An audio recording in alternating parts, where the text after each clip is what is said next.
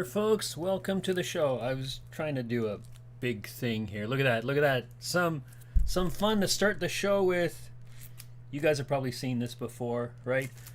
So welcome, everybody. The show is starting now. Welcome to... Let me just put that aside here. Welcome, everybody. Hi there, folks. Welcome to yet another edition of Anime Show. As you can see, Anime Show. Let's Anime, right up there. Welcome. I am your host, Abner. I don't know if we've got people in chat right now. I think we have people in chat. We'll see. At some point, I'm sure the people will be coming in, or you might be lurking. But we are here to watch or to listen to. We're here on Anime Show. Let's Anime, as the name shows, right up there by the miracle of modern special effects, or at least graphic design, what there is on this show. Welcome. As I was saying, my name is Abner. I'm your host for this evening, full of Bandori goodness, maho tributes, and of course anime talkings and such. Today is Saturday, November 13th. The year is 2021. Some of you might be joining us from the future, as in tomorrow, if you're in a different time zone. So hello future people. That's awesome. I'm glad we live in a world where people actually can live in the future. You know, the high technology world. You're like Star Trek over there right now, and we're still back here in the Stone Age, the Flintstones.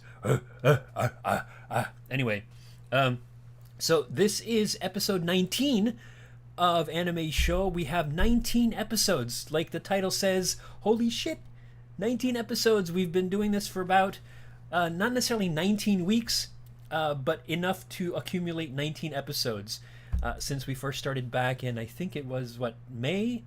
I think it was May, beginning of May. Was it? Yeah, it was the beginning of May, because we were just about to get ready for Maho's birthday later on that month. I had just picked up the Bang Dream, the Garupa game, for my phone, and it was it the sixth anniversary, right, of the game coming out.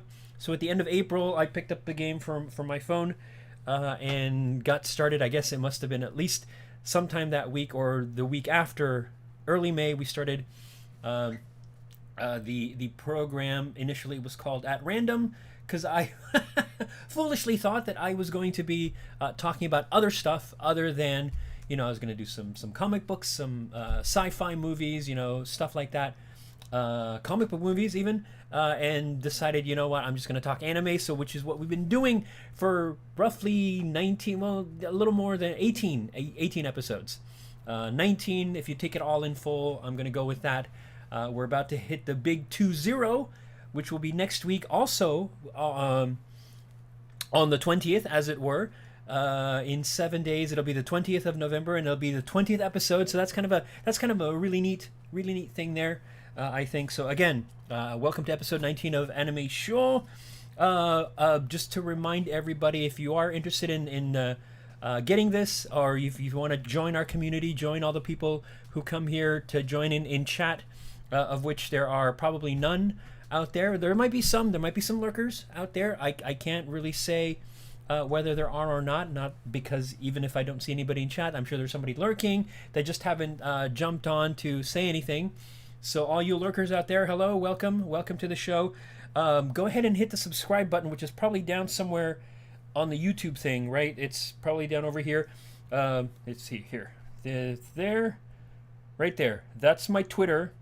So I will be talking about various and sundry things there. I'll also give up news of when we stream, that sort of thing. If you want to follow me there, at Abner Senires, that will be me. You can find me there. I pretty much tweet about everything I talk about here. Majority is Bandori stuff. Sometimes I'll retweet fun things, but it's mostly that. So hit the subscribe button, and then hit the bell for notifications. That'll tell you when we go live, and that sort of thing. Or if I upload some stuff, which I just did the other day, I uploaded a kind of quick, brief primer on what exactly is Anime Show. aside from the song that I did, not last episode, but the episode before. I did a little musical number for that. Some of you might remember from chat. So yeah, that was also talking about anime show, and I may link to that little song if you guys are interested in a little musical number. Let's get some hydration going. So yes, hit the subscribe button, hit the bell for notifications to figure out when I stream next, or when I do stream. It's usually every Saturday, unless something very exciting happens that allows me, or that disallows me, or that prevents me from streaming. I'm wording differently apparently tonight. So yeah, if something else pops up that I can't make stream, I'll let everybody know, usually on Twitter. But more often than not, we're going to be every Saturday here, same bat time, same bat channel. And now DC Comics is going to come after my ass and sue me for using that. But you know what? I don't really care. I'm small fry. I don't know what they'll get out of me. And again, as we do every week, every week, this show is sponsored unofficially by the Starbucks just down the street from me. There is my beverage of choice for tonight. What am I having? I'm having my blonde vanilla latte once again, and of course, in lieu of a choco coronet, I have the good old chocolate croissant. Not quite the same, because for one thing, it's a chocolate croissant and not the coronet. And of course, you know what one should technically have. I don't know if they actually sell one here, but we really need to have one of these because, you know, Remy is just so cute. But of course, she's overshadowed by the fabulous Arisa. There we go. Look at that. So anyway, some fun things there. Yes. So again, unofficially sponsored by the fine folks just down the street from me. Starbucks just down the street. So let's see. We got those. Subscribe. I've told everybody about that. So why don't we get things started? Hopefully we'll get some more people coming in. Once again, if you're just tuning in, welcome to the show. It's episode 19 of Let's Anime Show.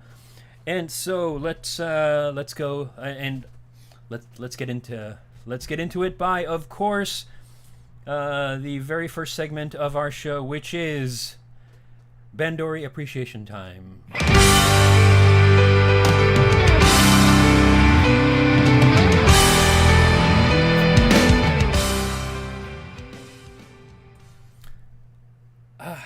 And as usual, as I like to say, just let that music, just let that intro flow through you. It'll open up your pores, open up your chakras. I'm pretty sure it'll pretty much open up everything, I think. Once again, welcome to the show. We're going to start off with some fun things. I'm looking at my mic status, and it looks like I'm up, so hopefully you guys can hear me. And since we did let the music flow through us, I would like to have us take a little moment, and this will be our little moment of Zen. Here we go.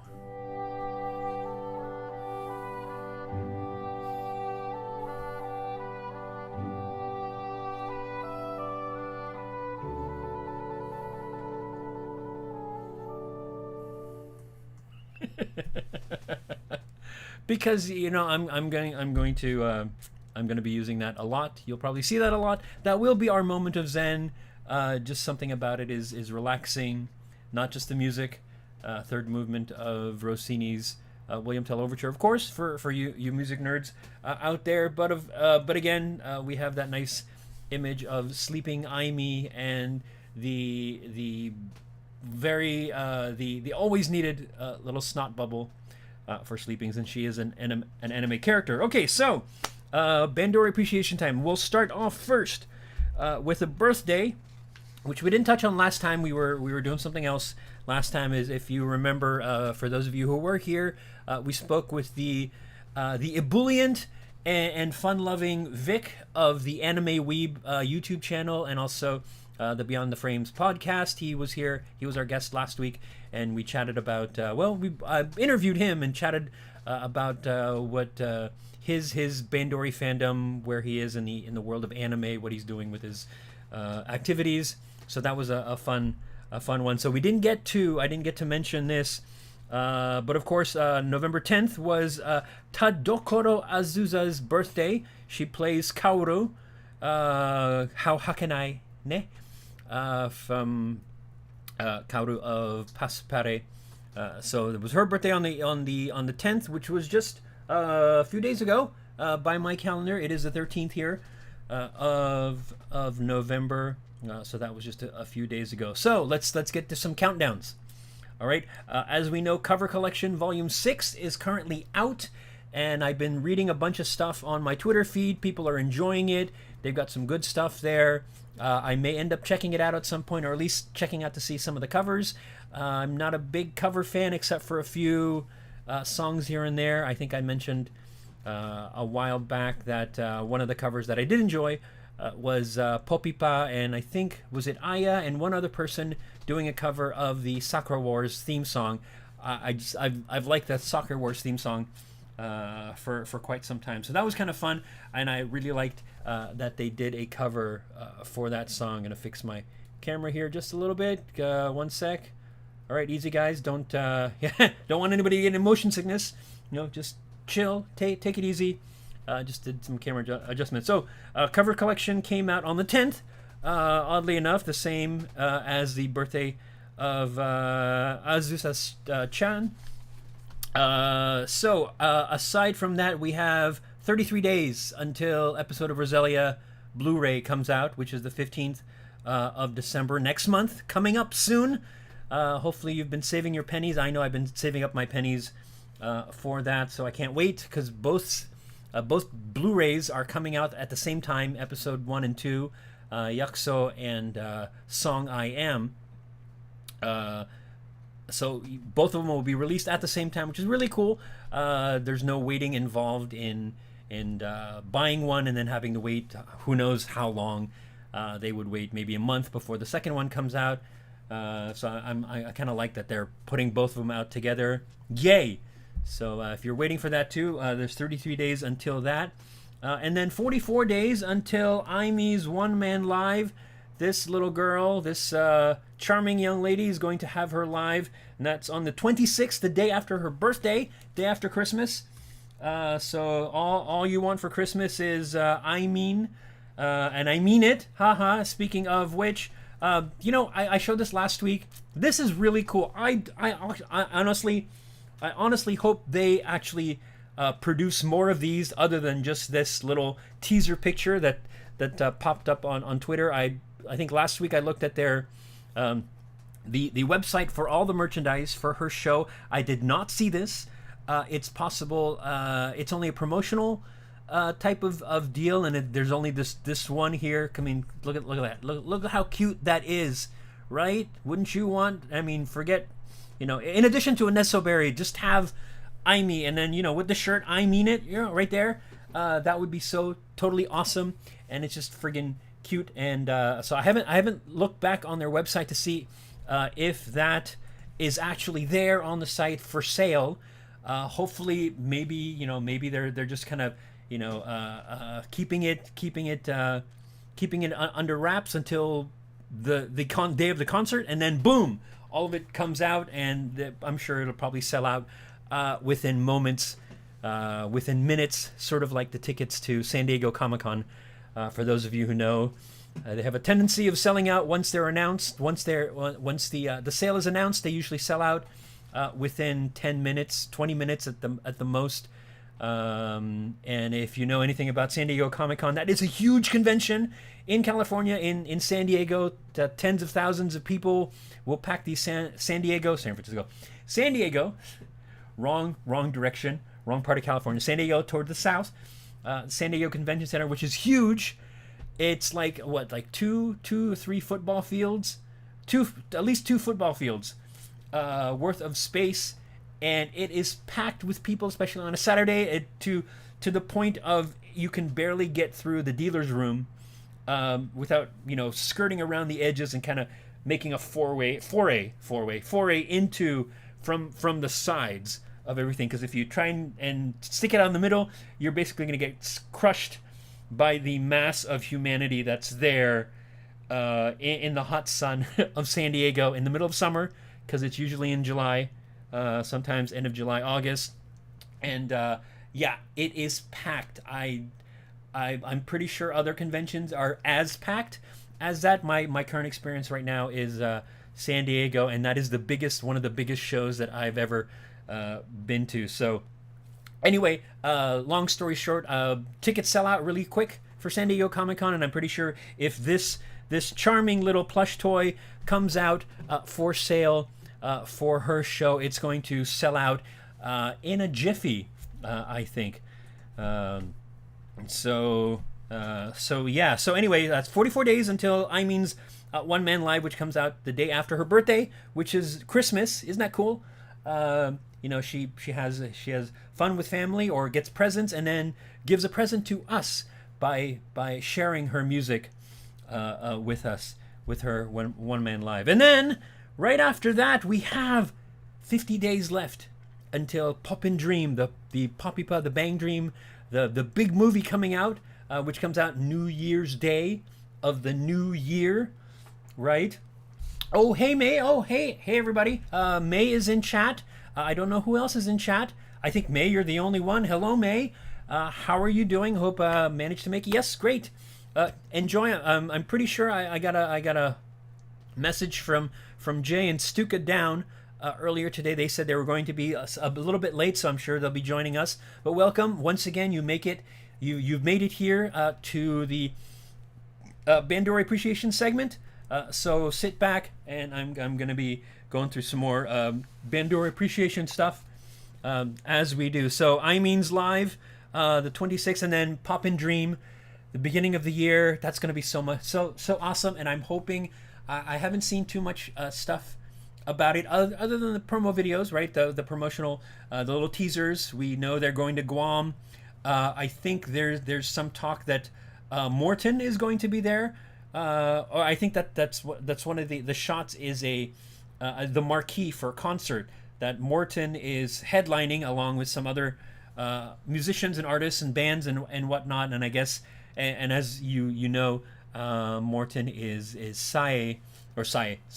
Otae's favorite musician. Looks up to her.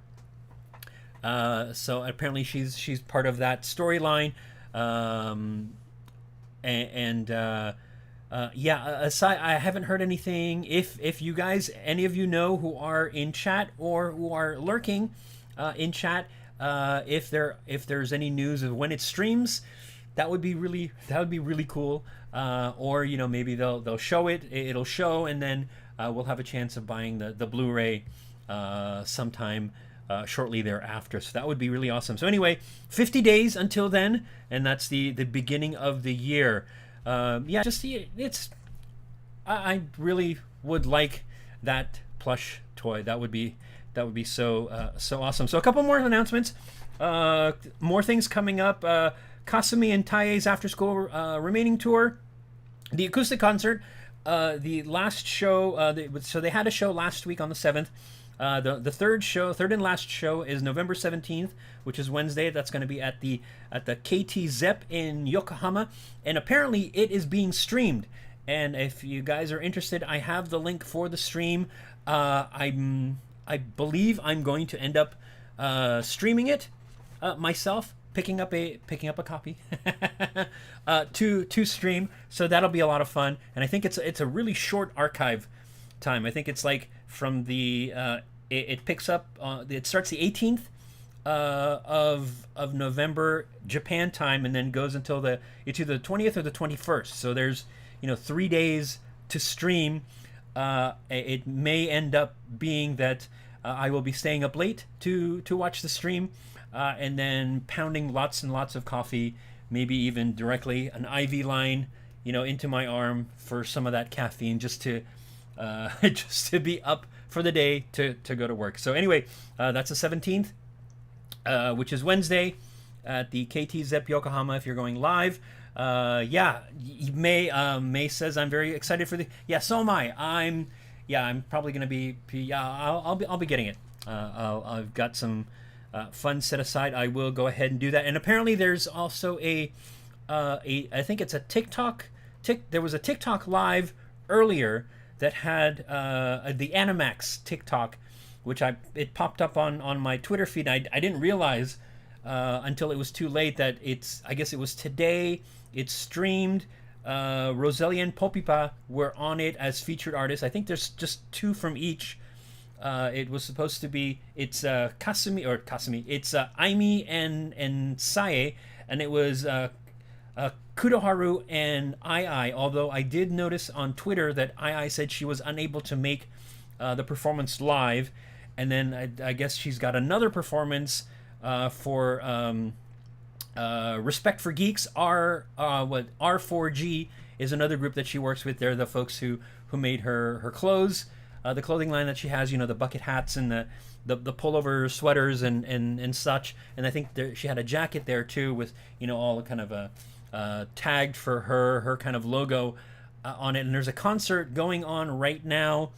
I didn't write down all the details, but I think there's supposed to be an archive available by the end of the month. I'll find out some more, get all the details. I phoned in. Yeah, she said, I think she was on her phone and she did that instead of getting to the appearance. I guess there was some health issues or something happened where she was unable to make it.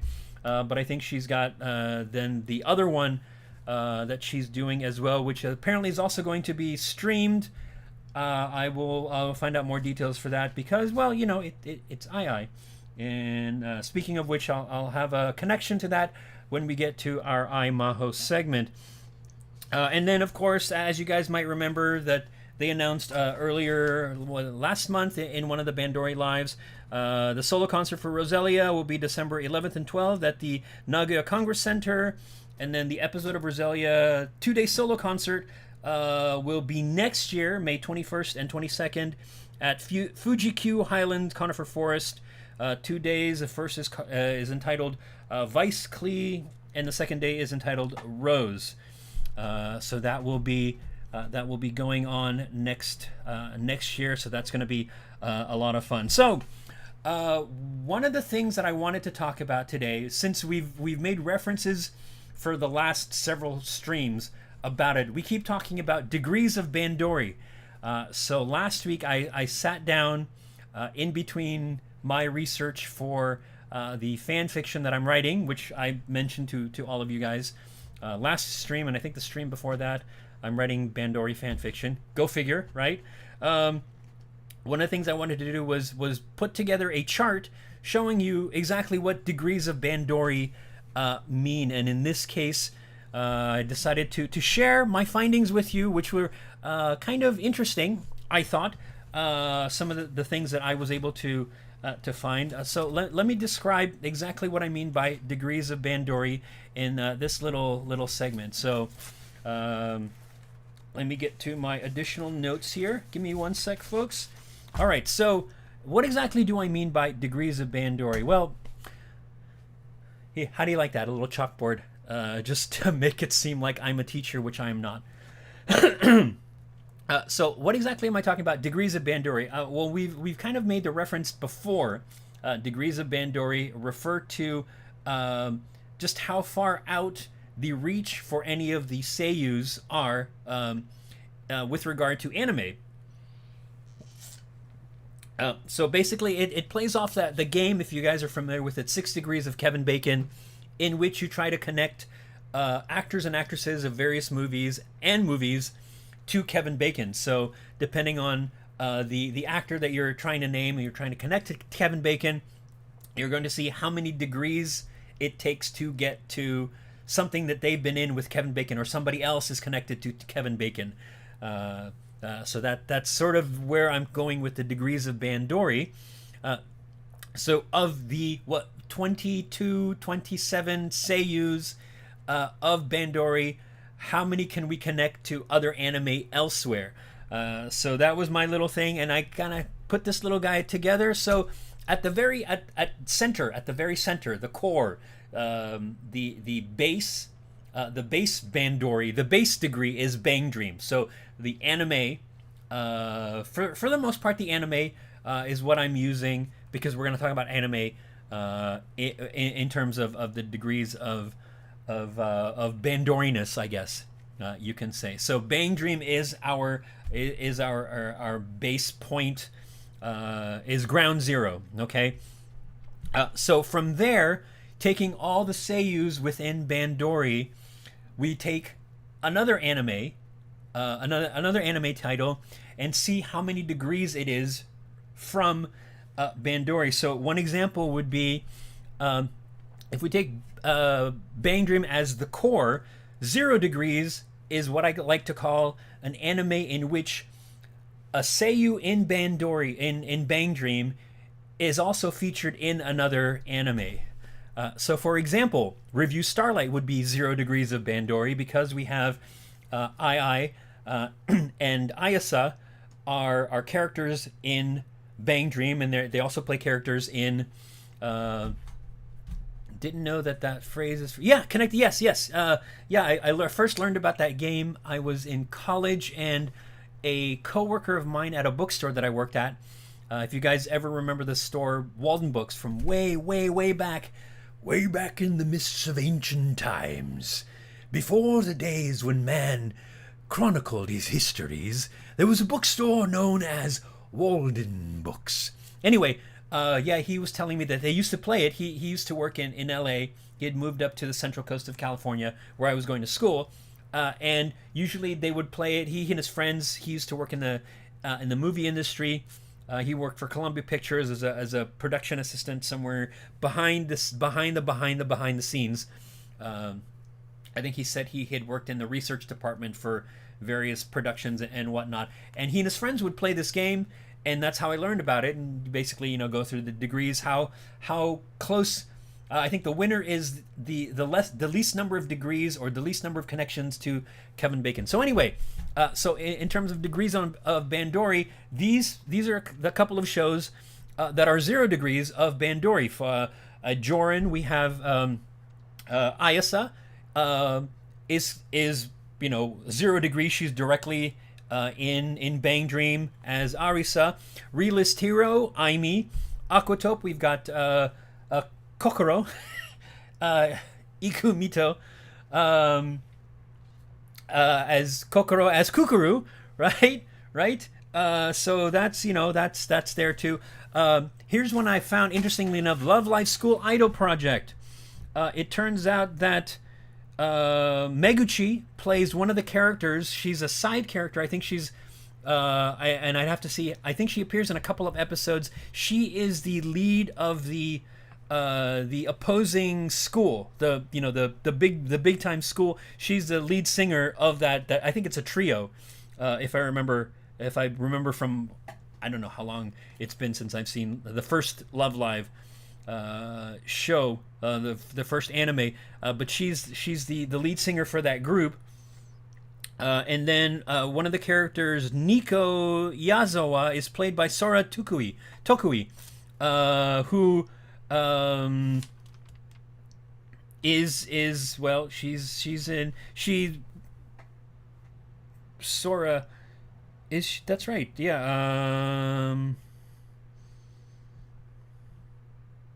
Yes, so she is oh god, I just blanked on who Sora plays, but anyway, she is Meguchi, plays Ako, drummer for Roselia. So Love Live School Project is 0 degrees of Bandori. There's a couple of other ones that I noted down, and they're also 0 degrees. Tante Opera, Milky Holmes, and Futario Milky Holmes. Tante Opera, of course, because the 4 detectives are goody. They're glitter green, right?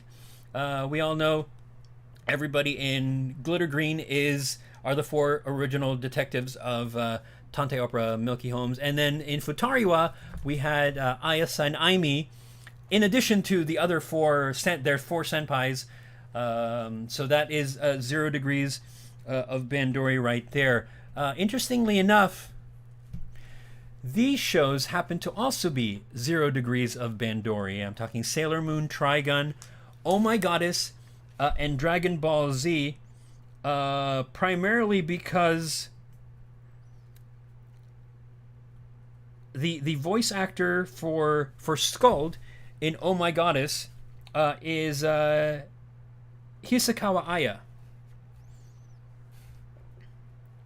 who was in it's well, aside from being in Futariwa Milky Homes, she played another character in Trigun. She was Chico in episode 16 of Dragon Ball. Aya yes, Hisakawa Aya is Otai's mom. So there's her direct relation to, there's her 0 degree of Bandori. And then went out, I think we got to 1 degree of Bandori. So this would be somebody in the show who's related to somebody who was also in Bandori. So in this case, we have Gate, Warlords of Ziggerfriedrifa. Actually, interestingly enough, Sabagebu is, I believe it would be 0 degrees, because I just realized that Hashi, Saya, Ayasa Ohashi, or Ayaka, is one of the main characters of Sabagebu, the survival game anime. Sound Euphonium. Oh, and in Gate, we have... let's see. It was Nao Toyama, who goes by Nao Now, is the name of the voice actor. She plays Lele in Gate, and she was in Love Live with Meguchi. So she played one of the characters there. I think her character's name was Kosaka Yukiho, and so she was in. Meguchi was the lead of A-Rise. Was the name of the group. Tsubasa Kira was her character. So Lele was in Love Live with Meguchi, and so that puts her at one degree of Bandori. In Irregular at Magic High School, Miyuki Shiba, the sister, is the voice actress, was in...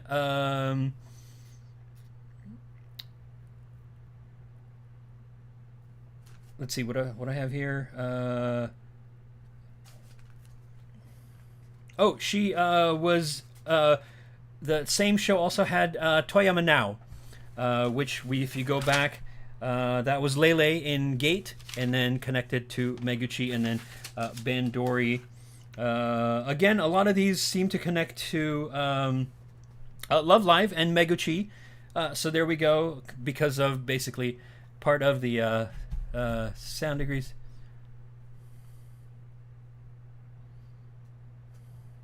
Oh, is it? Okay. See, I didn't go as far as I thought in Sound Euphonium. I had them at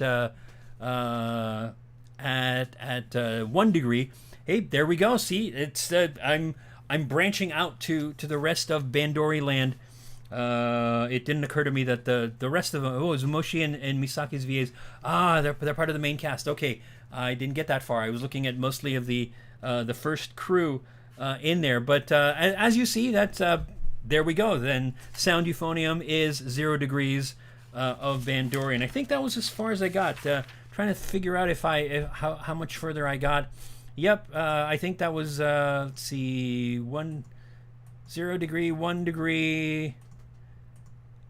Yep, that was it. I got as far as 1 degree. I tried to go for 2 degrees, but everybody seemed to, everybody that I was finding in the other cast seemed to at least have some connection to, let's see, it was, the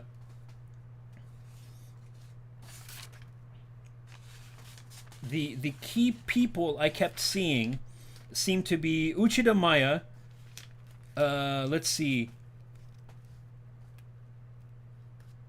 and Toyama Now, and every so often I would see Azusa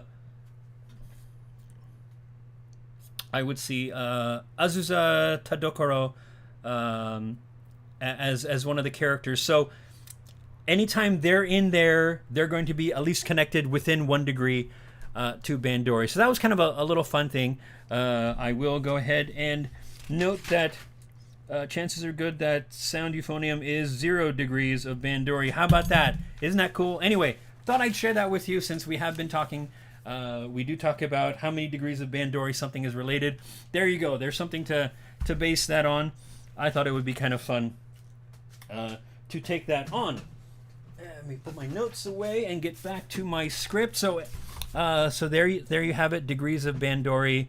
And there we go. So having said that, since we have gone to degrees of Bandori, let's take a quick break mentally and give ourselves a little kokoro jump.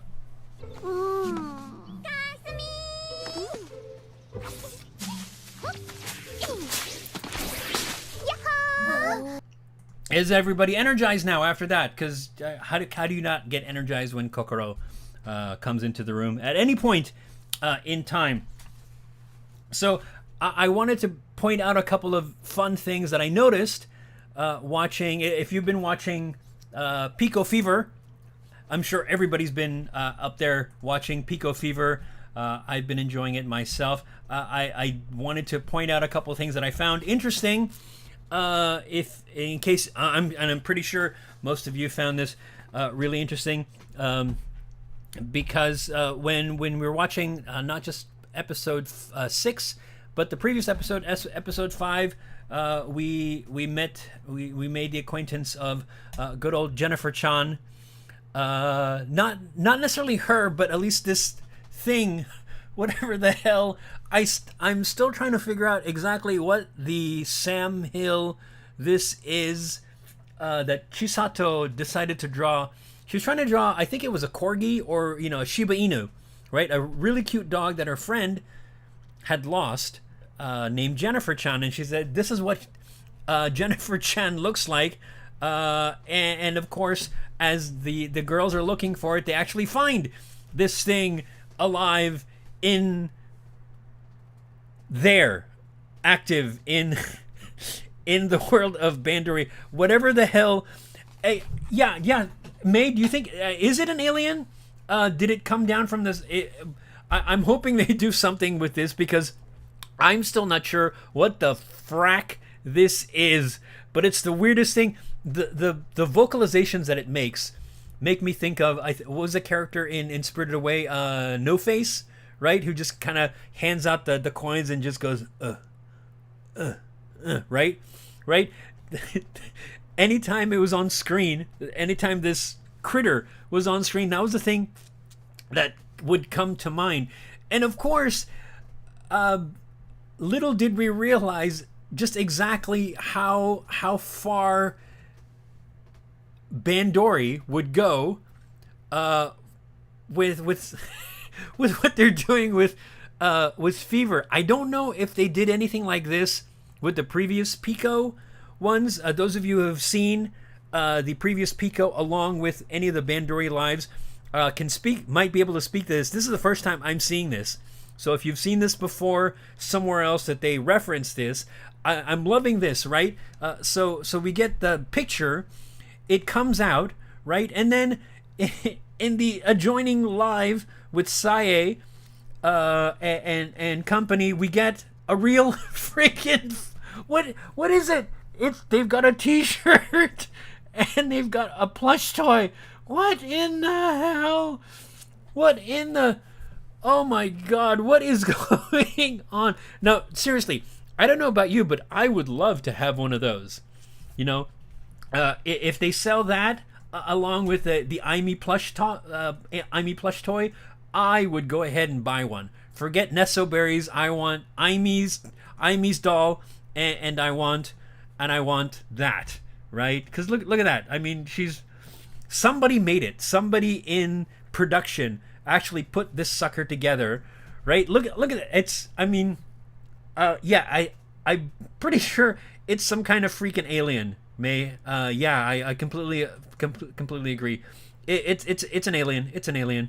And then speaking of, this is one of those things where life imitates art. How's that phrase go? Art imitates life. Life imitates art, right? Because if you guys saw Pico Fever episode 6, we get this little scene where Maski, played by Natsume, masking, decides she's going to attract more people to the ramen shop that she works at, by cosplaying as a rabbit, right? So you guys remember this little scene. And again, little did we realize to the extent that Bandori people would go, because when we watch the live adjoining this episode, we get Natsume in costume. Oh my god, when I saw that I was like, what in the hell? You guys are having too much fun. I think it's hilarious. I think it's really hilarious that they would go from this to having her actually do what her character is doing. Again, art imitates life, which I think is really, really, really fun and hilarious. Because how do you not like a voice actor or SHIYOU who would dress up to go to the extent of doing exactly what her character is doing here and do it in real life? And then, of course, in the segment that features her, she's got the rest of the cast that showed up, which is the rest of Roselia coming in. Pario was there, Korachi Rei, and Risa Sumugi, and Rachel, and Rikopin. She had her come in and try out the sample the broth and the ramen that she had on a table, and she's sitting there in costume like this. Incidentally, we do need to say, Risa, please don't eat the seiyus or the rabbits seiyus. I don't know if this is something that we need to talk to the Humane Society about, but really, Risa, there's really no call for eating someone. I mean, you're gonna bite someone's ear off. Yeah, just not the rabbits, please. By the way, I'm pretty sure it is a rabbit, so Sae or Otae might have to have a word with Choo Choo there. Life imitating art. I hope they do more of these coming up in Pico Fever. I'm not sure what other hijinks or what other shenanigans they're gonna do. I mean, come on, really, Sumo, you're gonna. Are you that jealous that you? I don't know. I think she's hilarious. She's just right up there with them. With Maho. If Maho were there and part of that whole thing, yeah, I'm pretty sure anything's going to happen. Speaking of life imitating art, this I would have to say, well, this little bit here is part of episode 6, part of the ideas that everybody was having to try and bring in business to Masking or Muskie's ramen shop. Rikopin or Rock decided, hey, why don't we bring poppin'party in? And in the picture, in the picture, everybody's kind of gone completely wild and nuts. And then, of course, in the lower right-hand corner, we get Rimi going full Ushigome. And, you know, this is one of those pictures where I think if you actually see this in the anime, you better get the frack out of Dodge. You should be running, because that looks like she's seriously going to hurt somebody with, I have no idea what. But yeah, she's loaded for bear, and you're gonna die. You're gonna get stabbed with a Choco Coronet. And interestingly enough, you should be careful. You should be wary of Rimi Rin, because as we know, Rimi Nishimoto, her SHIYOU, is a trained warrior, as shown in this clip here.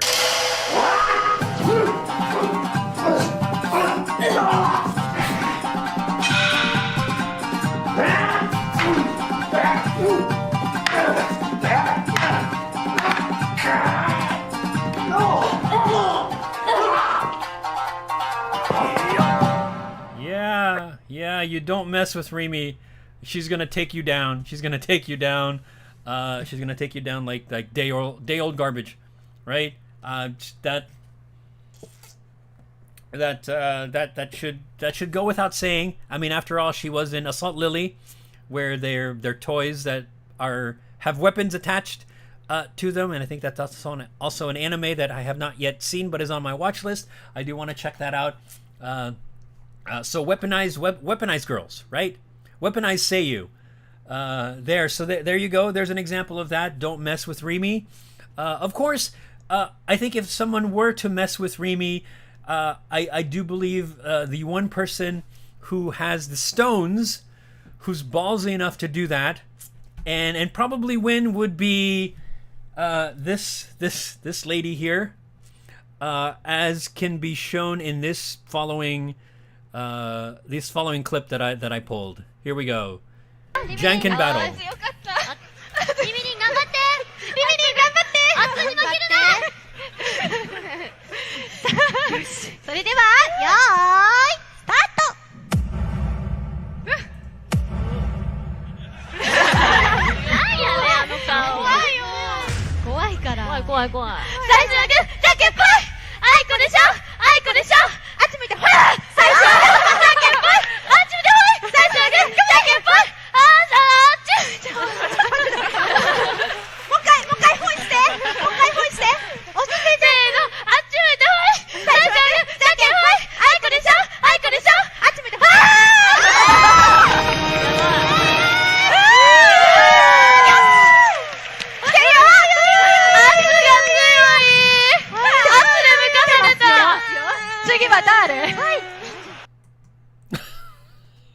Right?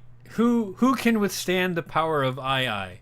Okay, I mean, Remy can kick some butt with a katana, as we saw, or the shinai in that one bit. But you know, how do you tangle with a former pro wrestler and hope to come out of it unscathed?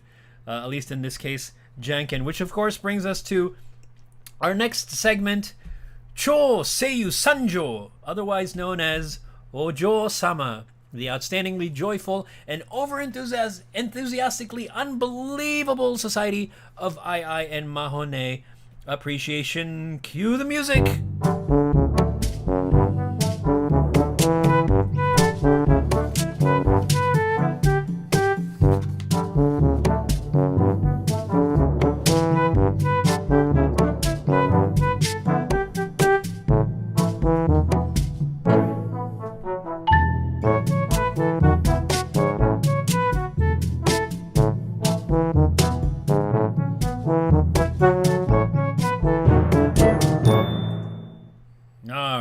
So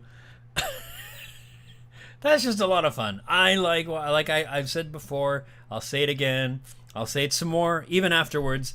I just like watching that little slideshow. It fills me with joy just to see the goofiness that they get into. I'll get to more goofiness in just a moment, but I do want to point out that we didn't cover last time that on November 9th, 5 years earlier, I released her first single, so it's her 5th anniversary. So yes, her first single. I have both versions. This one is just the CD. This one is a CD with a Blu-ray attached, which has the music video and some, I think, behind-the-scenes stuff. So yeah, first CD, 5th anniversary. Happy 5th birthday to this lovely person that we have here. And so, as I said, we're gonna get to some more goofiness. Just to recap real quick, some of the footage that I pulled earlier were from some videos that I had pulled a while back that I have on file. The first one was the one with Remy and the Shinai was from a special training, quote unquote training video that I think was used or as like intermission material or material in between the concert. I want to say it was the fourth. I think it was the Budokan live. I could be wrong, or it's one of the lives that they did. This was sort of like the intermission video. So that was that one. The other one came from a Hibiki event. It was basically they had 5 different seiyus in 2 teams, so 10 of the seiyus were on stage, and it was pretty much a round robin competition of Janken. It was a battle royale, so they had a whole bunch of people there. That was just one of the clips, and I'm not sure what the entire event was. It was a hibiki. It was a hibiki event. I'm not sure what it was called, but I remember I had pulled the footage from. Unfortunately, I don't think it's on YouTube anymore because I tried to find it at one point, and I had pulled a copy. Excuse me. I had pulled footage and archived it, for science, of course. This is all done for science. All this archiving is done for science, for the preservation of all things Bandori in the name of science. That's my story, and I'm sticking to it. So this is these are from a collection of YouTube videos. I think the original video, or the majority of this video, comes from one where it's, I think the title is something like I and Maho being crazy or being chaotic for 4.5 minutes. I pulled some of the footage from that along with some other footage that I pulled from other videos to put this little goofiness together. I like to call this controlled chaos. I want to share it with you. Come and enjoy with me as we see the goofiness that is I, Maho. 皆さんお元気ですか？元気です。スペシャルゲストは富田真帆さんです。どうぞ。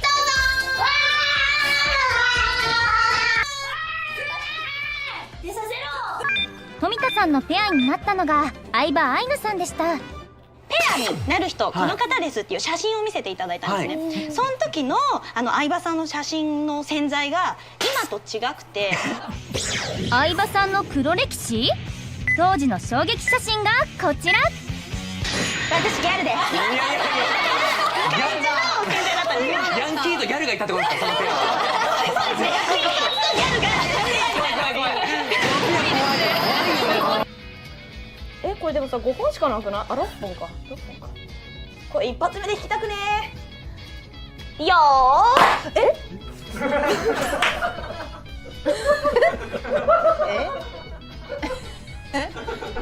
富田さん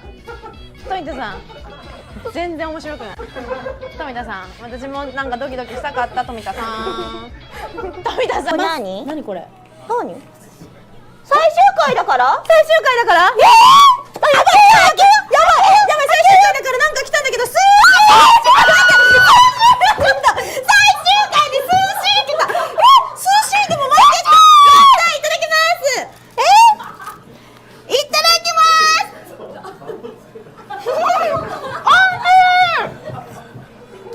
見て。ウニ食べる。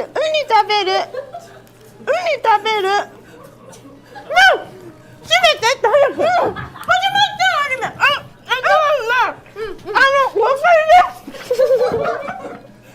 最後までまだ終わりじゃないよ。この後11話あるから最後まで一緒に楽しんでいこうね。今日の放送はちなみに1時29分からの放送ですのでお間違いなく。もう始まる。始まっちゃった。早く始まっちゃった。ということでね、終わりあと2分あるから。役の富田真帆と西条クラディーヌ役の相葉愛菜でした。バイバイ。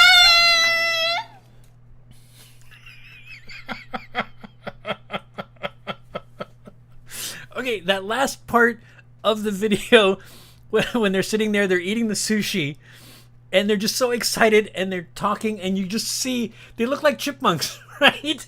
And I'm sitting there going, oh my god, that is friggin' hilarious. I mean, they're so excited that they got sushi, right, for one thing, and they're still trying to talk, and they're just, exactly, mate. Totally controlled chaos. The chaos that is controlled. I think even then, it's just bursting at the seams. Pretty much, their faces are full with food.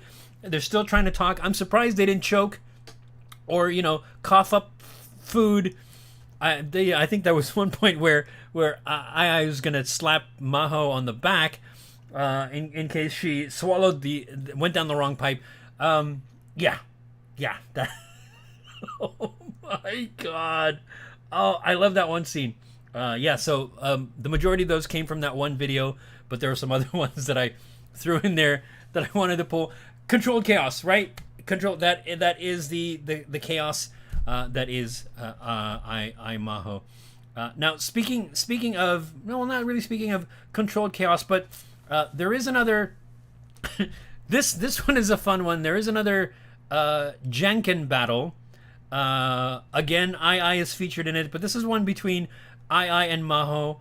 And I just love the battle.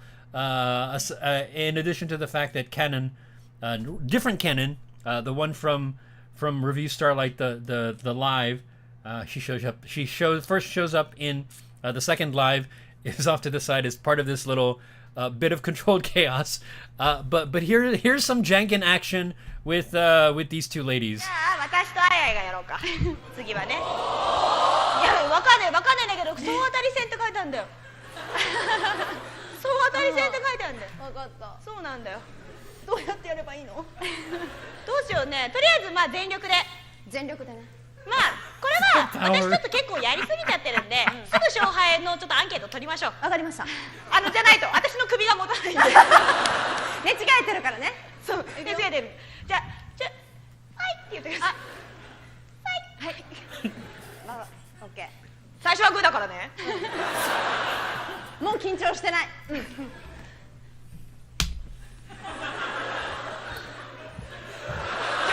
早くして。待ってる。あなたの言葉待ってる。はい、早くない？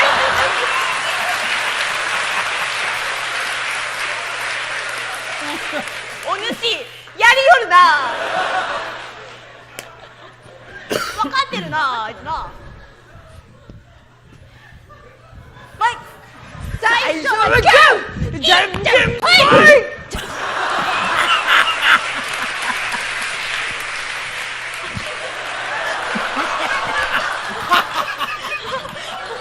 あっち向いて。待って待って。あっち向いて。ほい。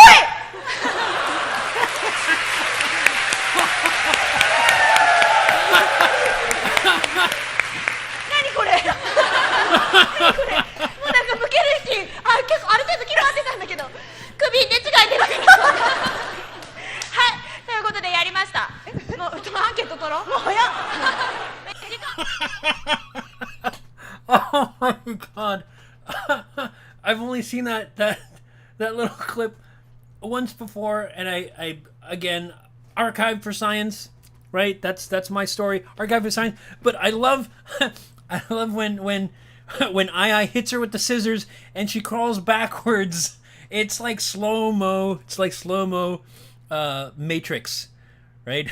You know, instead of leaning backwards, she's gonna crawl backwards. Do the reverse crab crawl backwards because she got hit with the force, the full power of Ai. So, oh god, oh I love it, I love it.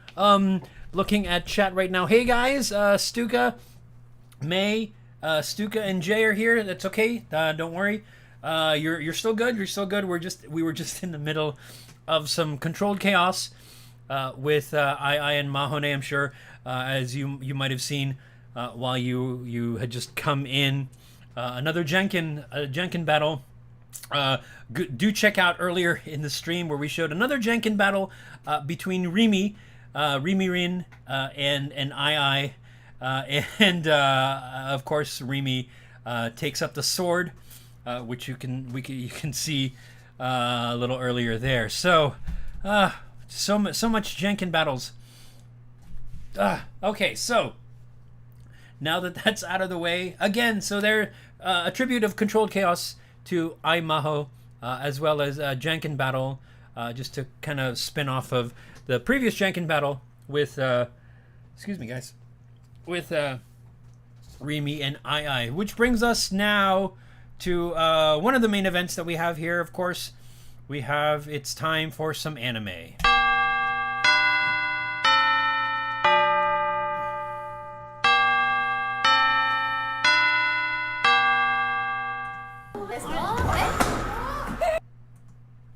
And yes, we have Rikopin with the toast, another trope that we love so much for school type stuff. So anime. We're gonna talk about a couple of things.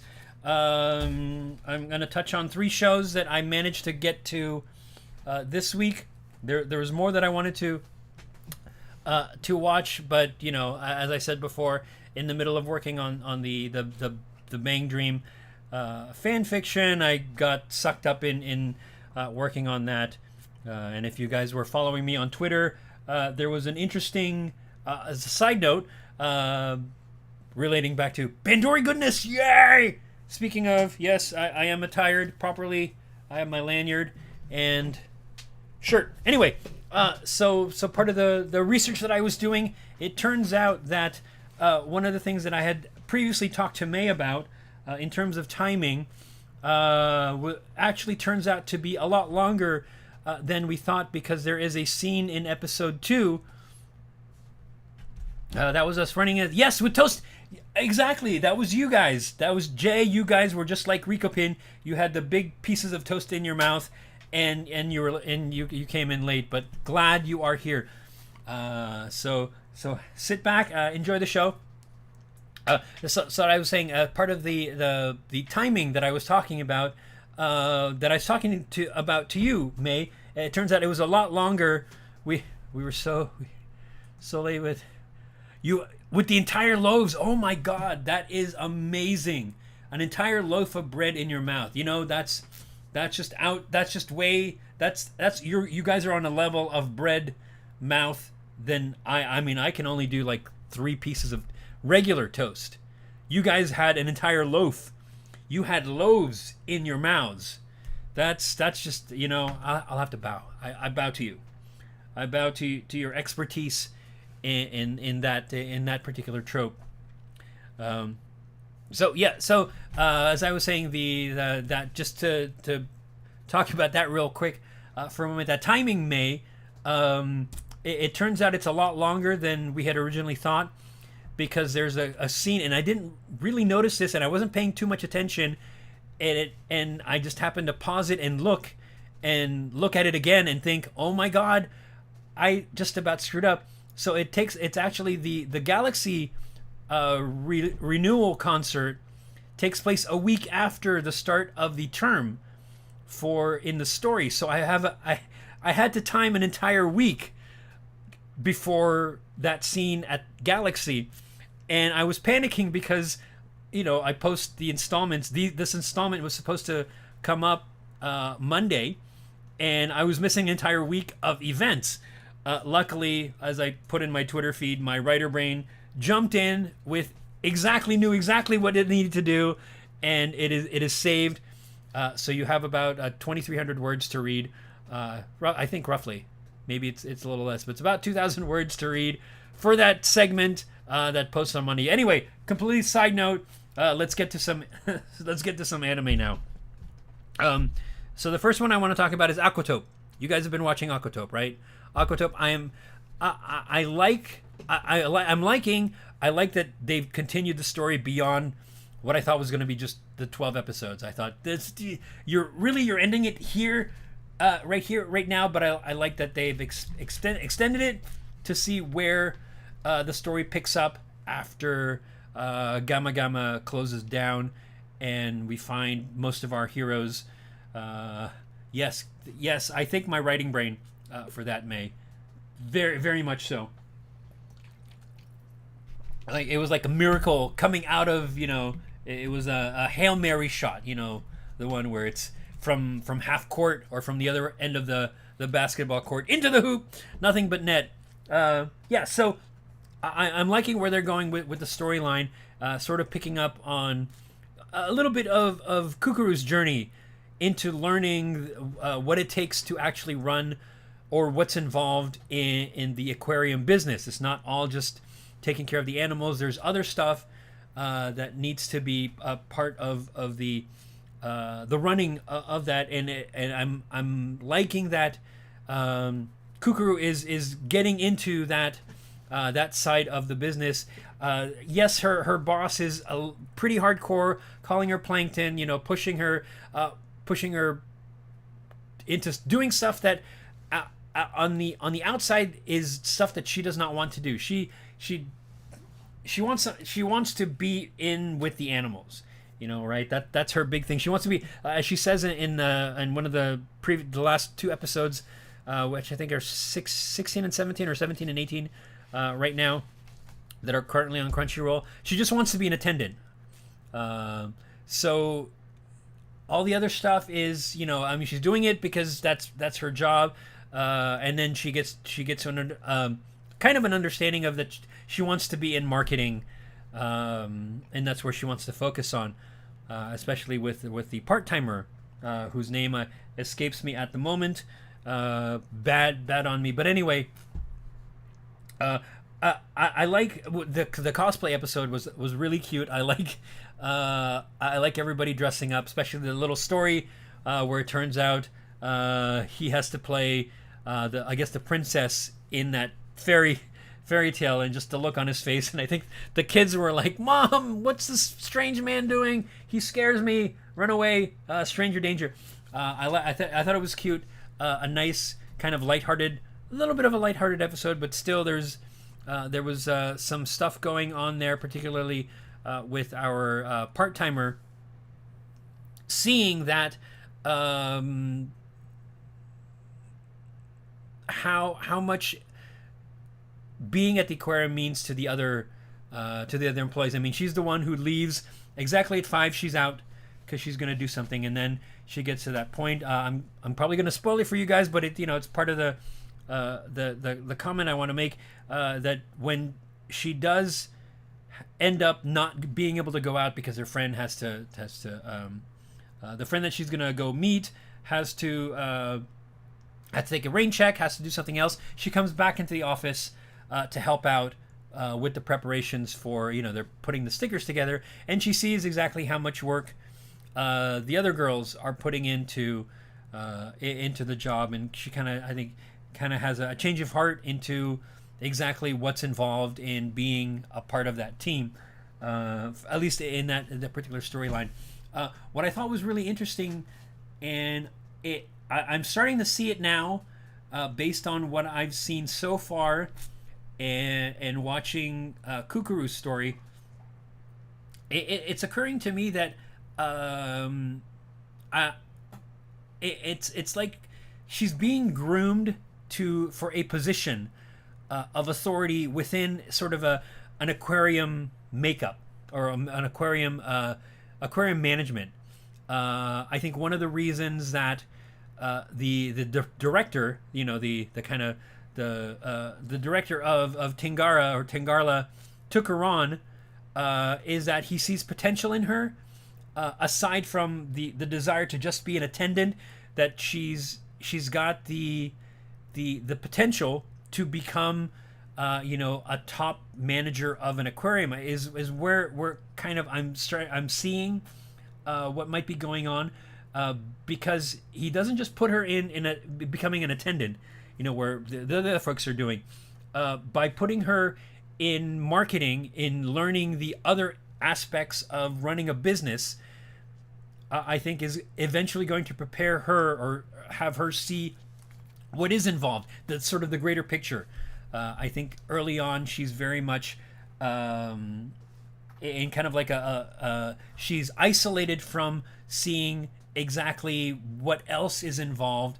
I think when she was at Gamma Gamma, she only saw part of what her grandfather needed to do, or did, in terms of taking care of the aquarium. But there's a whole bunch of other stuff that he was probably taking care of that she didn't see, and is now seeing, by having her work in marketing and trying to deal with the public. I mean, she's the one who has to put together this the little contest with the cosplay, everybody dressing up, and to get more people interested.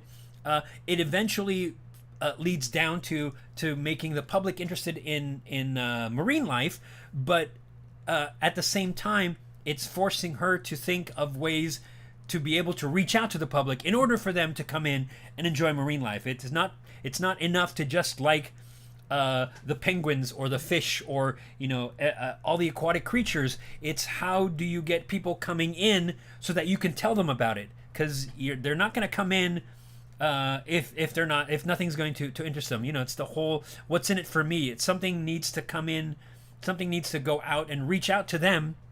And I think she's kind of learning that aspect of the aquarium business. I mean, it is a business after all. It's not just putting some pretty animals and sea life on display for everybody. There's a business aspect to it. We won't get into the whole other spectrum of whether it's whether such a habitat is good for the animals. That's neither here nor there. I personally don't have enough of information to be able to speak well on that topic. I don't know enough about aside from things that you hear in the media and whatnot. But in terms of the story here, I think that she's being groomed to take to be able to become like the Tingara director, somebody who loves aquatic life but also knows what's involved in the business side of that kind of industry. And I think it's something that her grandfather knew, and hopes that Kukuru is also going to learn. I think is one of the reasons why she ends up. I think he suggested her to become a part of the staff at Tingara. The most recent episode, which I think is 18. I think it was like goodbye high heels, right?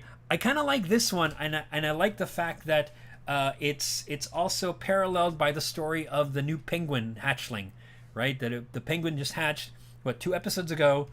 They kind of make a slight mention of it in the cosplay episode, and now here we get a TV crew coming in doing a documentary on the aquarium, and also showcasing the new baby penguin, who they're waiting to do the name reveal, the name drop, and then also, is it going to go into the pool and swim and take the next step in the life of a Cape penguin. And I like the fact that it parallels the story of Ruka, her kohai, her idol kohai from when Fuka was still an idol, now coming back. And I like how the story parallels sort of Ruka's debut as either taking the next steps as an idol, her journey as an idol, doing the documentary narration and being in front of the cameras, and so on. The fact that you get the scene where Fuka tells her, these are the shoes that I wanted to be on stage with, but now that I'm doing something else, it's time to get rid of them, to hand them. It's sort of like the passing of the heels, right? Because she passes them on to Ruka, something as sort of a gesture to show it's time, it's your time now. These are for you. Go and do with them as you will. And then the fact that we get that little scene, it's a very quiet scene where the two of them are waiting for the little penguin hatchling at the edge of the pool, whether it's going to go in or not, and kind of test it out. That it's Fuka who sort of gives it the impetus to go in. I mean, she does end up, patting it on the backside, and then it jumps in. But it looks like it was already getting ready to do that. And it was just sort of that little push that let it get to where it needed to go in order to become to reach this next level of penguinhood, I guess. And I think it's a kind of a parallel story to Ruka, that it takes that we know Fuka is not going to go back to being an idol. She says she wants to be an aquarium attendant. She wants to work the aquarium, but she uses that time, that moment, being there with Ruka as a sort of, I'm going to help you get out there. I'm going to give you the wherewithal to be the one to fly out of the nest. I'm going to give you all the support, and then I'm going to give you a little push, and then it's time for you to go and do your idol thing, right? And I think that was the point of that little thing. She's there to sort of help Ruka in the transition between not knowing exactly what she needs to do what she needs to do to become the idol that she wants to be. and I think part of it also too is the final point at which Fuka says, "I'm making the complete change, giving away the shoes." To as a way of saying, okay, signifying, okay, I'm closing that door, I'm opening this new one, and I'm going to be doing the aquarium thing now. So anyway, those are the thoughts for Aquatope. I'm looking forward to seeing this next episode coming up and seeing where we go from there. If Kukuru is going to learn more about the aquarium business and seeing what else is in store for this group of characters. Pride of Orange, episode 5. I'm still interested in watching this. I want to see where they go with this, but so far it's been a little bit on the slow side compared to some of the other sports anime that I've seen. Not a whole lot, mind you, but the ones that I've seen, Scorching Ping Pong Girls, I think the pace was a lot faster in terms of moving the story forward than Pride of Orange. I'm not exactly sure what they're trying to do. It seems to me there might be a little bit of a disconnect in is it an idol show or is it a sports anime? Because I think one of the things that the character, the coach was doing is trying to make idols out of a soccer, out of a hockey team, and whether it's missing that step or not, I think it seems like they're not quite sure. It's a little scattered, is what I'm trying to say right now. So in terms of the sports anime storyline, it's slow. It's slow going. I do want to see where they go from this, and plus I want to hear I and a couple of the other Bandori cast members are going to play the one of the opposing hockey teams, Kushiro Snow White. And then one of those characters got introduced in not the current episode, but the one before, and is invited to come join the snow. Was it the Snow Monkeys? Anyway, the team that all the other characters are in. We're at the halfway mark. We're at episode 6 right now, which I haven't seen yet. I really hope the pace increases. It doesn't have to be completely fast, but at least get the story moving along to some more and not so much dilly-dallying. So we'll see what happens. It may end up that it might be one of those that I get halfway through and think, it's not just worth seeing what happens next. I'm not wholly invested in the characters, although I'm curious, and I do want to see when I and some of the other Bandori SHIYOU come in and see what they do with their characters. So the verdict is still out on Pride of Orange. There's part of me that wants it to be good, and then there's another part of me that's saying it's taking a damn sweet time. Come on, let's move things along. So that's where I am with that one. Now, the next one I'm going to talk about is Banished. Full title: Banished from the Hero's Party, I decided to live a quiet life in the countryside. And part of the thoughts that I have on this one have to do with an article I read off of Twitter, and there's another article that I'm going to talk about that I also read off of Twitter that I want to touch on a little bit. The second one is a little bit more semi-big picture type of thing. Okay, so let me hydrate real quick here, and then we'll get to Banished. So we are currently at episode 6, where it looks like the story is starting to, ramp itself up a little bit. Again, this is another one where, like Pride of Orange, it was kind of a little slow going. I realized they were setting things up, and by the time we got to episode 3, they started doing a little more with the hero's party. That's part of the story, and throwing in a little bit more mystery in trying to figure out exactly what is going on. What's the point of them? How does it relate to Red, where he is now? Having left the hero's party in terms of the title and gone off to become an apothecary, a drugstore basically he's a pharmacist now, right? He's using all his knowledge and abilities to help out the people in this, podunk town. He's out in the sticks. He's not in the big city anymore. He's gone. He's away from all the hustle and bustle that has to do with anything with the hero. He's isolated. So in this case, there's a drug problem that has now reached the town where Red and Rit are now, and so it's starting. By the time we get to the end of the episode, it's pretty much hit home for Red. So I'm interested to see where the story goes from there.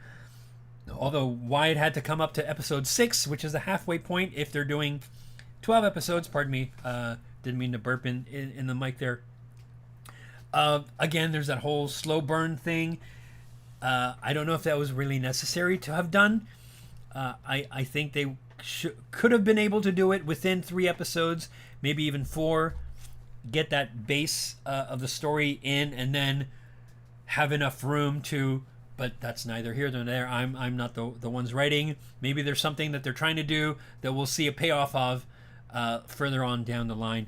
But again, we're at halfway for a 12 episode show, and yeah, I'm hoping that they don't do the thing where, we've taken so long, we're just gonna ram everything into the last 3 episodes and then tie things up, and that would just piss me off.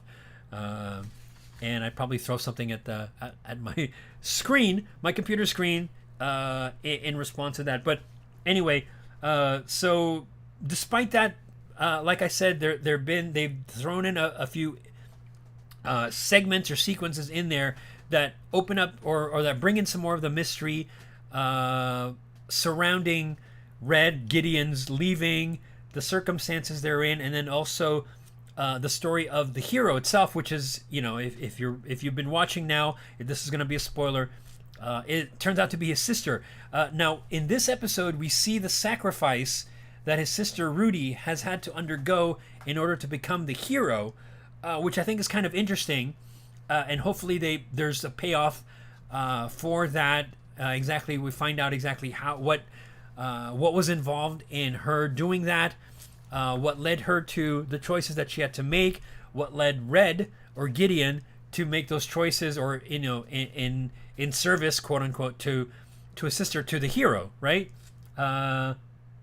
So it's kind of interesting. I'm very interested to see exactly what they do with that, because, and I'm gonna give you a spoiler right here. So basically, in order to become the hero, she's had to. I believe the line is something along the lines of she's given up everything that is not necessary to become a hero. So she doesn't need to eat. She doesn't need to sleep. She feels no pain. So anything that makes her human is basically gone in order for her to become the hero. To what extent that feeds into the storyline, it's kind of I'm still kind of working around that. That's sort of a interesting take.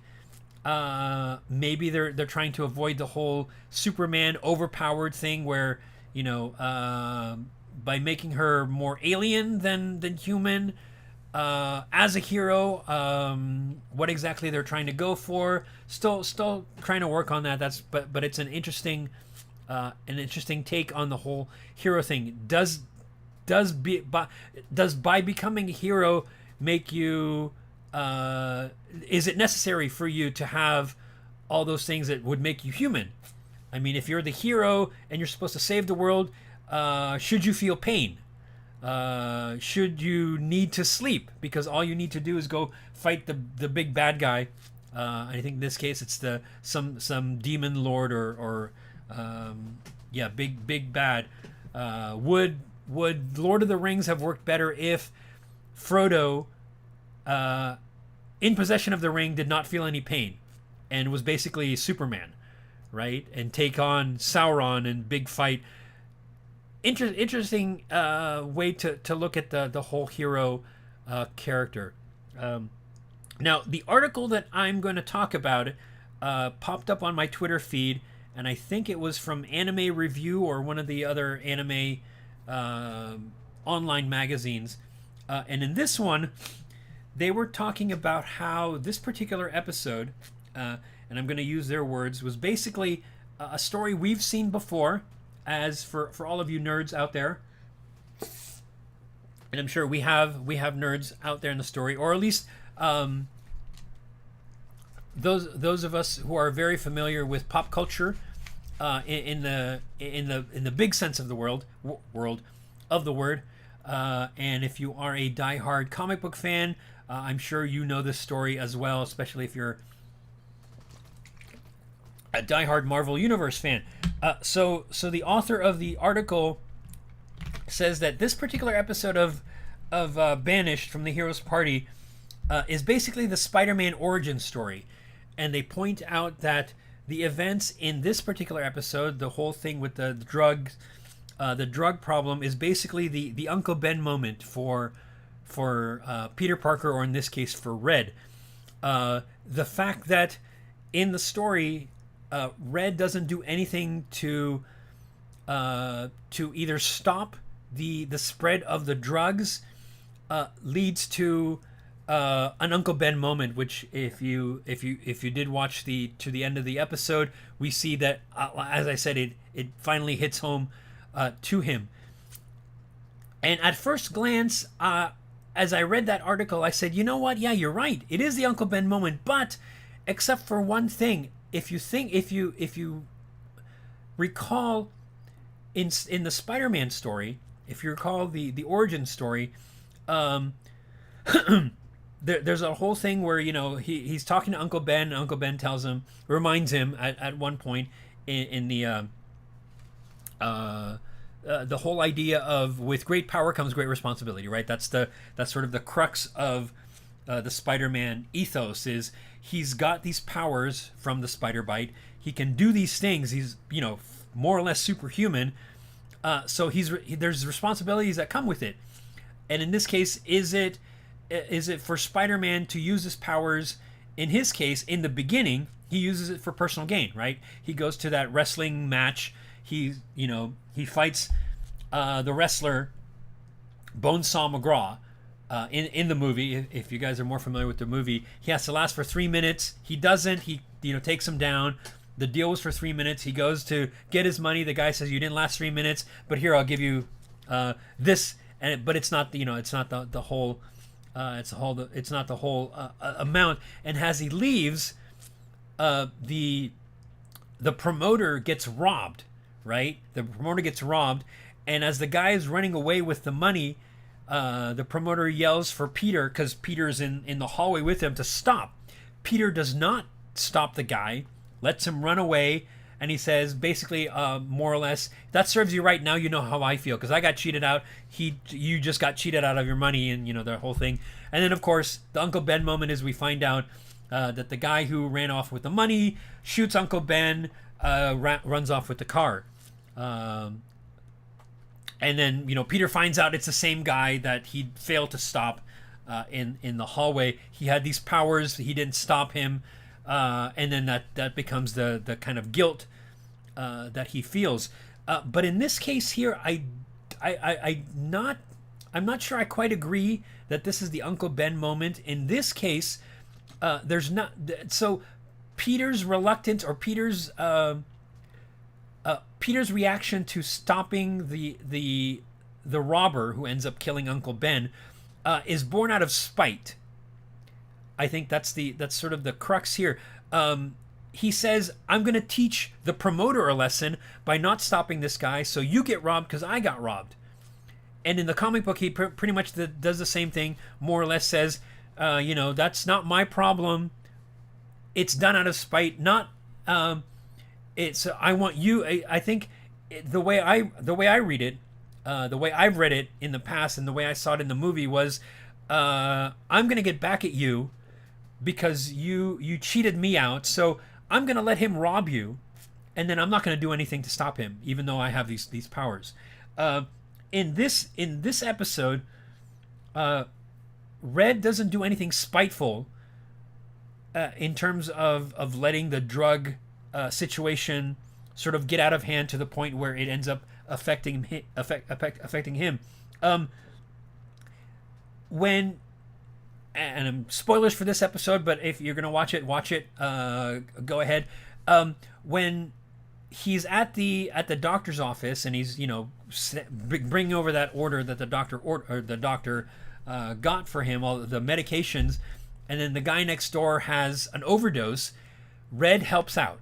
He says, "Okay, I have this tincture. I have this antidote. Use this. It'll help. It's made from this stuff. I'm not sure exactly what's going on with him, but I think this will help him." And then the doctor says, "Oh, do you have more of these?" And Red says, "Yes, I'll go ahead and put together a bunch to help out this thing." And then that's when we find out that the drug problem is increasing in their little town. And then he's talking to Rit, and he says, "Well, yes, we just had somebody overdose. Seems to be going out of control. I'm gonna prep more medication to help the doctor and help anybody else who might be afflicted with this." And then he says, "It's not our job to track them down. We're just an apothecary. We're just a drugstore. We're just the druggist. But I'm gonna have these ready in case something happens for them." So there's no spite in his words, and yet, because he doesn't go out and actively do anything, he's not asked to do anything. Whether it's up to him to actually do something, it's a character thing. I don't know. I think in the long run, he doesn't want to. He's done with saving the world. Let somebody else save the world. I want to do, because I was told I'm not good enough to go and save the world. I don't know that it's any spite. I think he's resigned himself to saying, okay, I guess I don't fit in that world. I'm going to find a world where I will fit in, and I fit in helping people with my drugs and my concoctions, and people feel better after they do this. I'm going to help them in this way. So he's still helping, alleviate the problem to a degree by helping the people who are overdosing. He can save them. He saves them. I think he ends up saving that guy who overdosed by giving him the compound or the tincture or whatever, the little potion of his.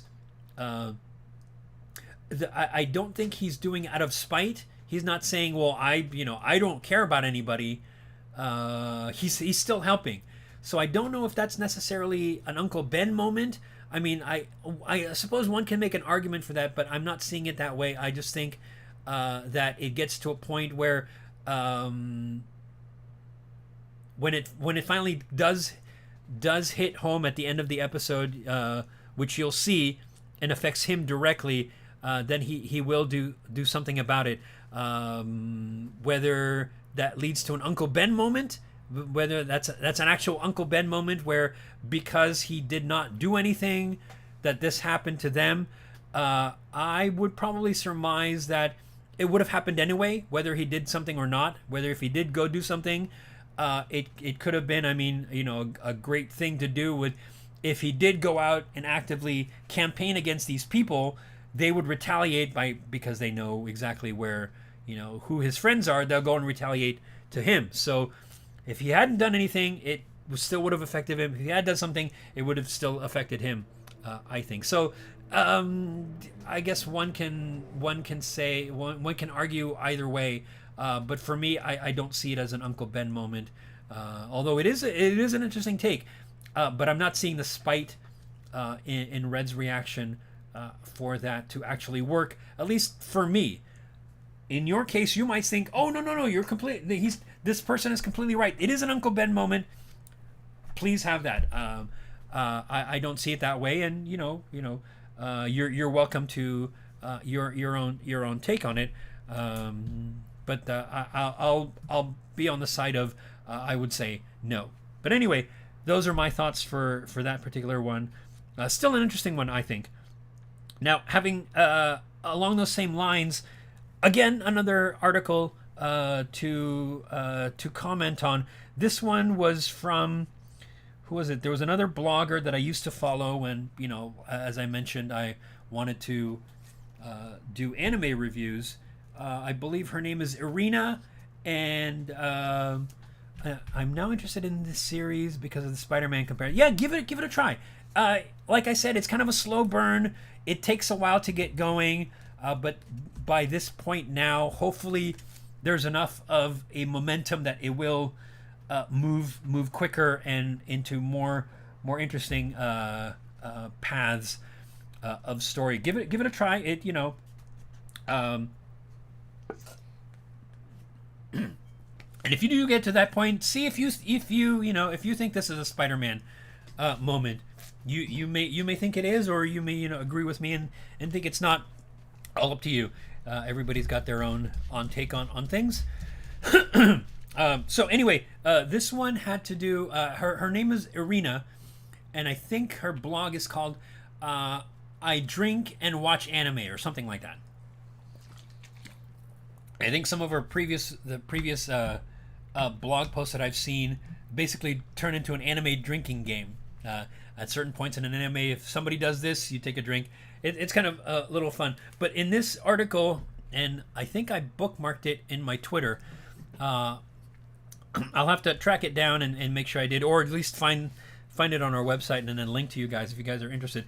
She's talking about gatekeeping in anime, which, as we know, it seems to crop up every few months. I hear something on, oh, they're gatekeeping anime again, or, anime for, are you hardcore anime fan if you do this, or are you not because you do this? And it's with any kind of fandom. There's always going to be the whole issue. There's going to be the the whole thing of is it gatekeeping? Is it not gatekeeping? Do we need to keep it within a small group of people, or can we get it out to the rest of the public for people to consume?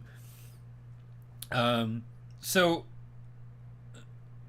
my take on this, just in general, as far as gatekeeping goes, I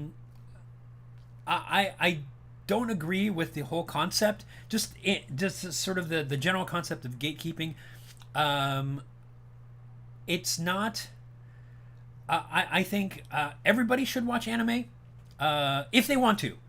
It's not to say that we need to force people to watch anime. If there's something that they're interested in, I think it's as anime aficionados, all of us in this chat and anybody else who's watching, I think as aficionados of this particular medium, if somebody's interested in it and or shows some interest, I think we should say, yeah, go check out as much as you want. Check out whatever's out there. Do you have a kind of story that you like? Well, you might like this anime. Do you like action adventure? You might like this one. Do you like romance? You might like this one. Do you like slice of life kind of school episodic goings on? Do you want comedy? Check this out. I personally think it's a great idea to sample as much anime of all different types. You're gonna find which ones you like, which ones you gravitate to, which ones you're okay with, and we'll watch once, but it's not really your thing. But watched it anyway, just to get a feel for it. It's kind of like any kind of a fandom or any kind of medium.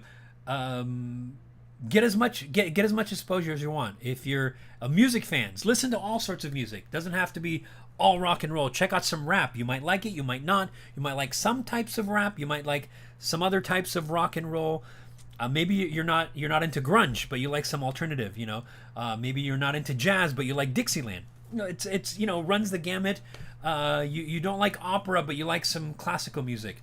Just check out as much as you can. Absorb, get as much exposure as possible. I think it's a good thing. I don't agree with the whole concept of only certain people should watch anime, right? Or have the kind of, well, if you don't watch this and this and this, putting any kind of restrictions on what you can or what you should and shouldn't watch, or identifying by only certain types of anime, certain people as certain types of anime as being the only thing that anime aficionados should watch. It's like if you don't watch, it's like saying, well, you can't consider yourself a fan if you've never seen Cowboy Bebop, right? Or if only anime fans are, if you're an anime fan, you have to watch such and such show, or if you don't watch this show, you're not an anime fan. That whole argument, which I think is kind of silly. That type of if that's what we want to consider as gatekeeping or trying to restrict other people from watching it because it's not for you. You have to be a certain kind of person to watch it. That whole thing, I think it's BS. If you want to watch anime, go for it. If you don't want to watch anime, do that too. Do something else. Like I said, watch as much of different types of anime as you want. I still have to see Revolutionary Girl because I want to, take in the whole running up the stairs thing. Whether I like it is a different story. I may like it, I may not like it. Even the more popular ones that I've tried, couldn't get into. The ones that aren't so popular, I got into, right? So it again running, yeah. And everybody does have its elitists. I mean, I won't say there aren't, but I think the whole elitist mentality does a disservice to anime and to any hobby in general. You're still going to have them. That's sort of a human nature thing. In any kind of grouping, you're going to have the people who want to keep it to a certain level of membership. They want to keep it within themselves or between certain groups themselves, and they don't want to take in other people.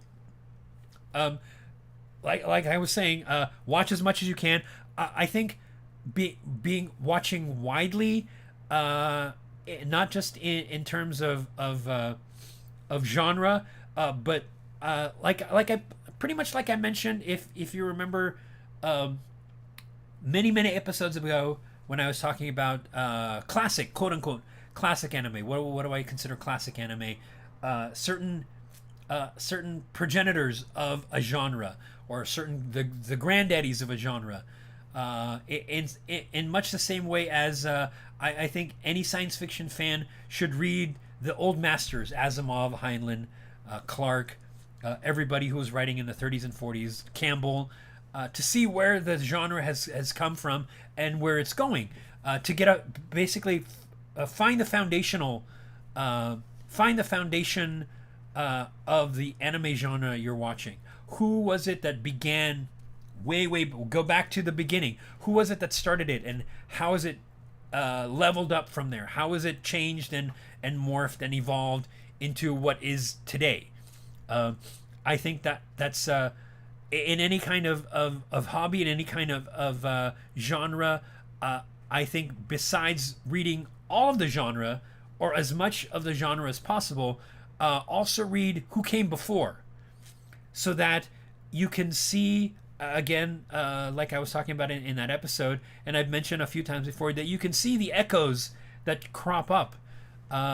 Case in point, I think I mentioned in that episode and also elsewhere, the scene from Beaufort with Abomination, right? Arrayed in front of a kind of like a sunset with sort of a haziness is a callback to the sequence from Nausicaa, when the god warriors are coming in and destroying things. You see them arrayed against the haziness. The fact that in Tada Never Falls in Love, we get Golgo 13. The assassin is sitting in a cafe, right? Somebody's calling back to a very classic anime. Things like that. It doesn't have to be a direct callback. It could be there's a lot of the anime comedy shows that will parody an earlier anime, just in something that they do or something that somebody does. And I think it's not just worth knowing what they're parodying. That kind of adds an extra level to the enjoyment. If you know exactly what they're parodying, then you go, oh, I get that. You're part of the in crowd. You're part of the in joke. That when you realize it, you enjoy the joke for as it is, but when you see what else is behind it, it kind of makes it even more. It kind of makes it even more fun. That you go, oh, I get May in something that you would you can relate to. I understand that reference, right? It's the joke that you and I have on Twitter. If I make a joke about something and you go, oh, I get that reference. It's pretty much like that. You get the joke at the base level, and then when you get the reference, it adds another layer to it that you can go, oh, even better. I get, oh, you kind of get, you get the echo, you get the callback.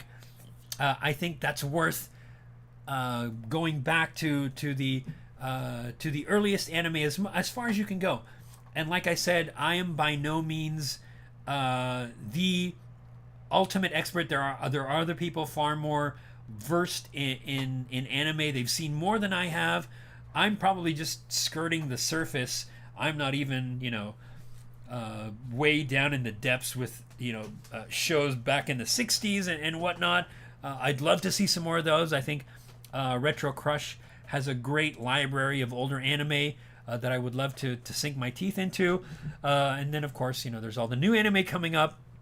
Just kind of taking that. But so as far as gatekeeping goes, that's sort of my thing. I disagree with the whole idea of gatekeeping. I think open it up to as much as possible. I mean, I think that isn't the point that we're trying to get anime into the mainstream. I mean, it's going to change to accommodate certain tastes that are in the mainstream.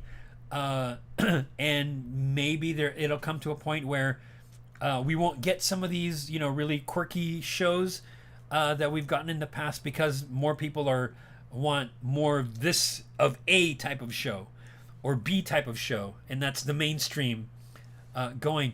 But I think the fact that anime caters to everybody, of all types of people and all types of tastes, I think it should keep doing that.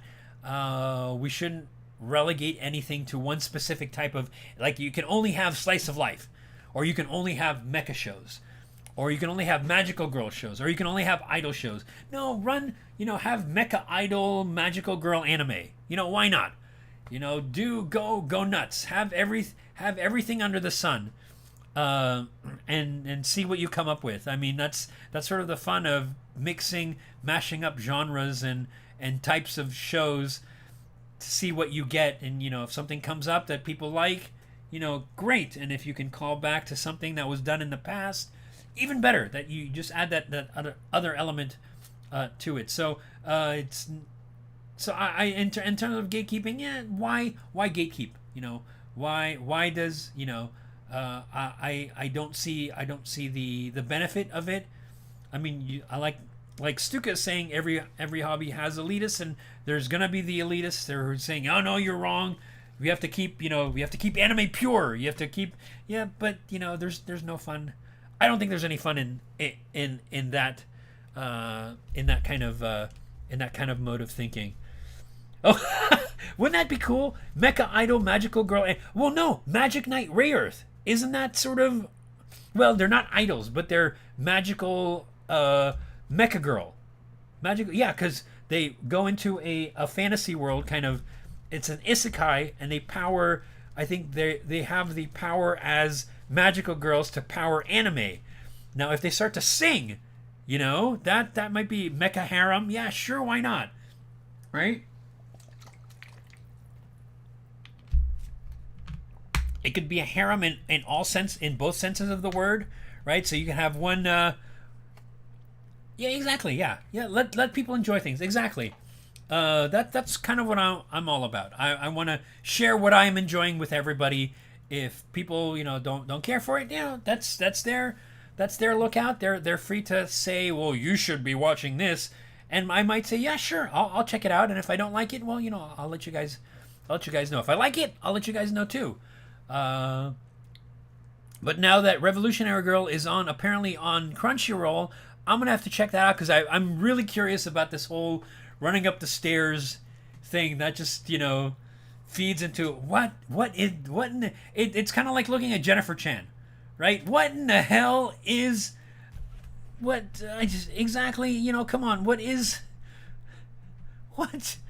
what is that?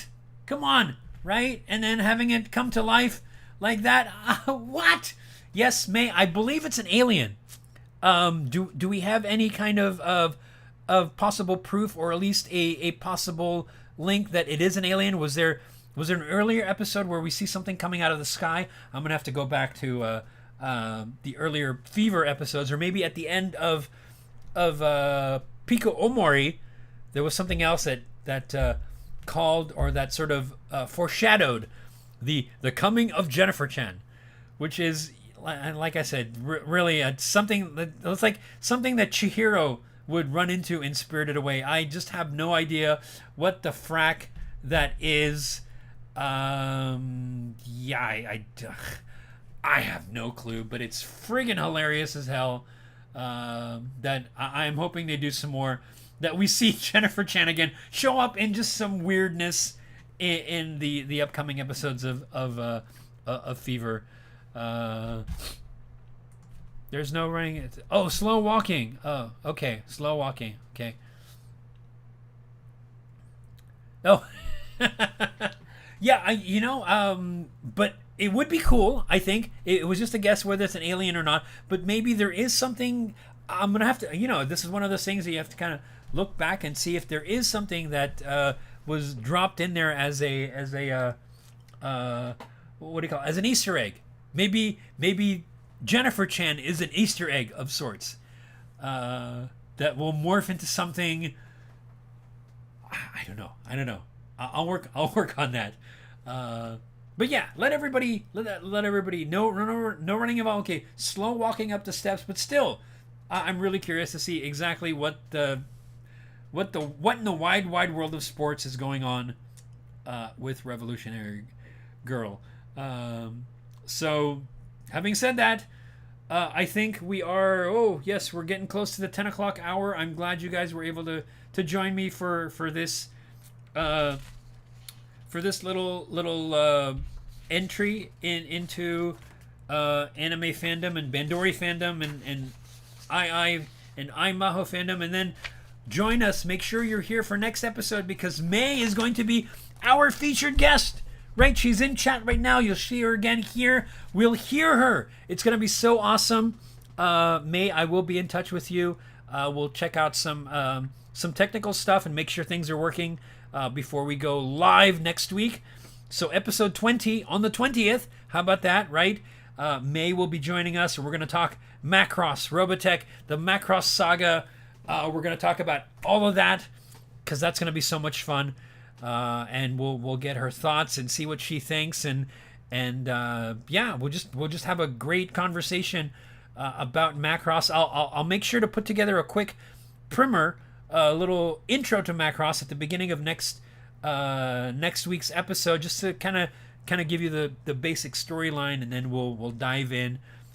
We may check in with May real quick, do a quick introduction, see where she's coming from. So we see, what she'll be bringing in terms of anime knowledge to our little discussion, and where we can make these connections with other things that we've seen, and then go off on that, because I'm really curious to find out what she thinks of Lin Min Mei. And I mean, there's that whole idol aspect in there. Well, yeah, we'll talk more. We'll talk more next week. I don't want to get into anything right now, but we're going to have so much fun. So thank you guys, Stuka, Jay, May. Thank you for Macross primer. Yes, definitely. We will have an intro Macross 101. We'll do that. We'll do that just at the beginning of next week, and then we'll dive into take it apart and look at all aspects of it. It's going to be so much fun. I can't wait. Hope you guys will be there. I'm sure you guys will be there. May, you'll be there. And all you lurkers out there, all you lurkers in chat who have not come into the chat room, I hope you'll be there too. Join us. We're going to talk about Macross. If you have questions that you want to throw out for our esteemed guest, go ahead and you put that together and then throw it into chat next week. We'll cover as much as we can in the time that we have. We've got what, an hour and a half or so maybe 2 hours of chatting. So we'll see what we can do. So thank you guys for coming out. Thank you, lurkers. Looking forward to getting schooled. Something like that. It'll be fun, a fun schooling. So to all my lurkers, to the rest of everybody in chat, thank you. But different. Oh, well, I'm glad. Thank you, Jay. I'm glad you guys are enjoying this. And you know, you realize I am learning most of it from you guys, because you're the ones who sent me on that little journey. Here, take a look at this. Here, take a look at this. And then it's just, you know, me going back to checking into stuff that I've been a fan of for a long time. Rediscovering it is so much fun, and I'm glad I've got you guys to join me on this little journey. Again, thank you guys for showing up in chat. To my lurkers out there, thank you for coming, even though you didn't say anything in chat. I hope you enjoyed yourself. Join us next week for more fun here on Anime Show. And with that, good night. Take care. We'll see you next week for episode 20. All right, here we go.